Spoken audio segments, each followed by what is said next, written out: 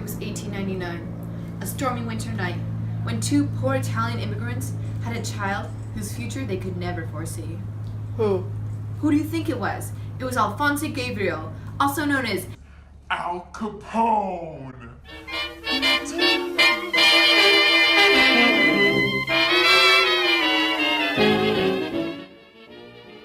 Al Capone's education in Brooklyn, New York was cut short in 6th grade when he had a violent confrontation with his teacher.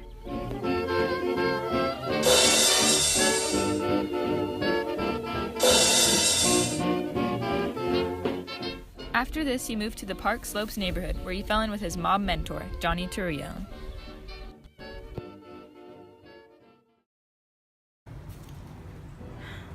When Torrio introduced me to Al Capone, I decided to give him the opportunity to work for me at the Harvard Inn.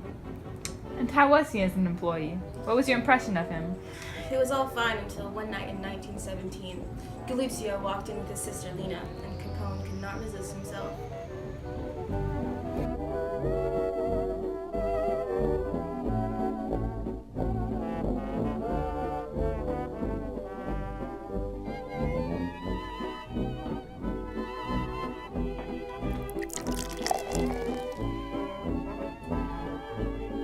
Honey, you have a nice ass. And I mean that as a compliment. Believe me. How dare you say that to my sister? I demand an apology. Whoa. It was just a joke. From that day on, he was known to the public as Scarface.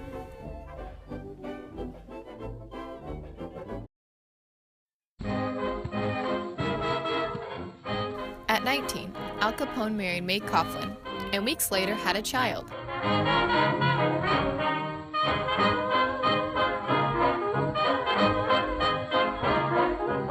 Wanting to do right by his family, Capone moved to Baltimore and worked as a bookkeeper.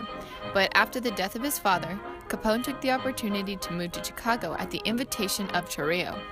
By the time his family joined him, Capone had gotten involved in Torrio's illegal businesses and had been promoted to his partner.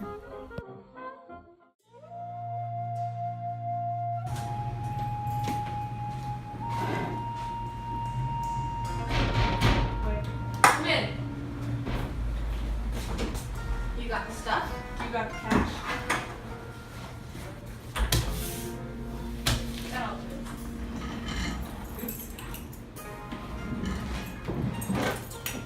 It's legit. I'll be the judge of that. We're outie. During the peak of his underground operation, Capone reined in about $100 million annually.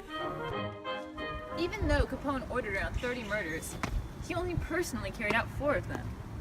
Among his ordered murders, the most famous and the climax of his career was the St. Valentine's Day Massacre. Hello? Is the deed done? Okay, well, contact me when it's done.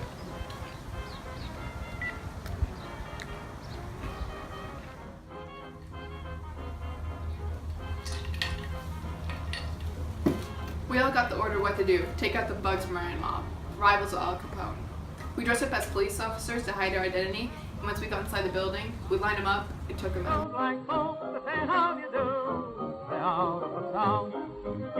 And you were never caught? Well, no one knew who to blame it on. Capone was supposedly in Florida, and they couldn't tie any crime on him. But everyone suspected it was him since Moran was his enemy.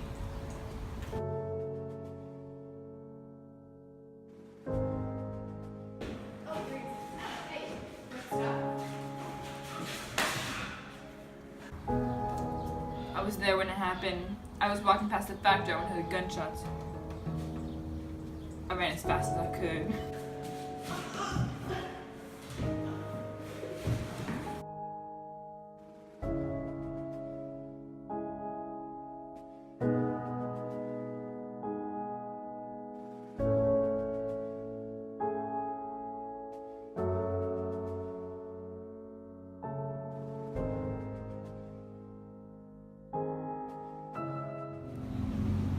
Although never caught for murder or illegal dealings, tax evasion managed to put Al Capone away in the end.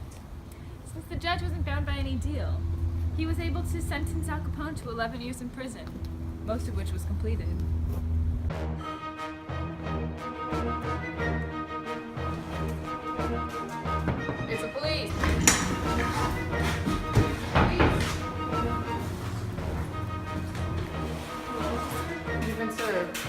nice day.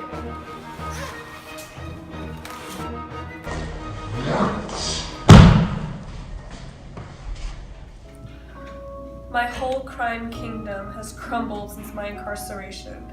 My life as a mob lord has fallen, along with my health, which has been deteriorating since I came here. After his release, Al Capone had the mentality of a 12-year-old, caused by the syphilis he had been suffering from. He never returned to his previous strength and lived out the rest of his days in Florida, until his death in 1947 at the age of 48.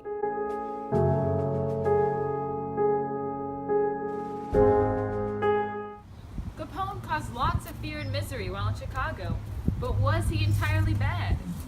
Let's talk with his son to get another perspective. Thank you for meeting with us, Mr. Albert Capone. Do you have any insight into the positive qualities your father possessed? Why, yes, I do. Although my dad was a notorious gangster, he really did care for the people of Chicago. He set up some of the first soup kitchens for the unemployed, as well as giving out free milk to school kids throughout the whole city. He also gave copious amounts of money to churches. My dad really was a good person with good intentions. Wow, I bet many people had no idea. Is there anything else we should know about Al? Well, there was this one time. My dad and his friends captured a jazz musician. However, they only kidnapped him so he could play piano at Al Capone's birthday. Like, that's just so funny. And afterwards, they gave him a lot of money, so good old dad. What a classic. Clearly, Capone had a soft side. Al Capone was a complex guy, but whether you see him as a vicious criminal or a champion of the people, everyone agrees that his infamy will live forever. Al Capone was the quintessential mobster, and he is the ultimate symbol of mob life in 20th century America.